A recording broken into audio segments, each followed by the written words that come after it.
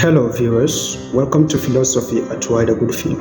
Of course, if you've been with us from the inception, by now you should recall that we've discussed both the etymological and the definitional meaning of philosophy. We have as well mentioned the four major branches of philosophy known as metaphysics, epistemology, logic, and ethics. We say that the first major branch of philosophy, known as metaphysics, is further subdivided into two, namely general metaphysics and special metaphysics. We say that still under special metaphysics we have cosmology, we have anthropology, otherwise known as psychology, and lastly we have theodicy, otherwise known as natural theology. Well, we've discussed all these sub-branches of special metaphysics except the last one, known as theodicy. Well, what exactly is the term theodicy? Well, the term theodicy is actually driven from the two different Greek words, theos, known as God, and dike, known as justice. Well, it was first coined by the German philosopher known as Gottfried Wilhelm Leibniz in the year 1710.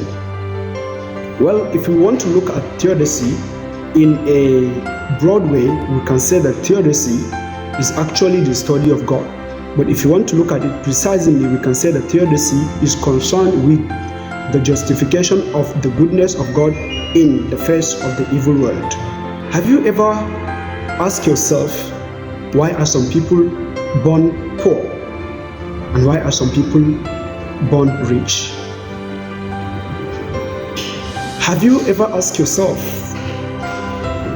why does the Almighty, all-knowing, all-powerful God, who knows everything, allow evil to happen in the world? For instance, we have some natural disasters such as hurricane, flood, earthquake, tsunamis. We have a lot of them.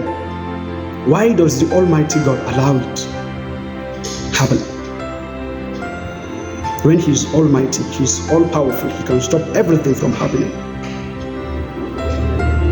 Have you ever asked yourself, why do good things happen to bad people and bad things happen to good people? Has any of this ever occurred to you?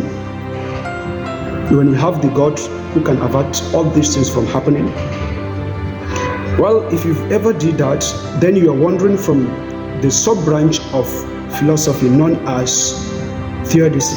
In fact, there are some basic questions in theodicy such as, does God exist?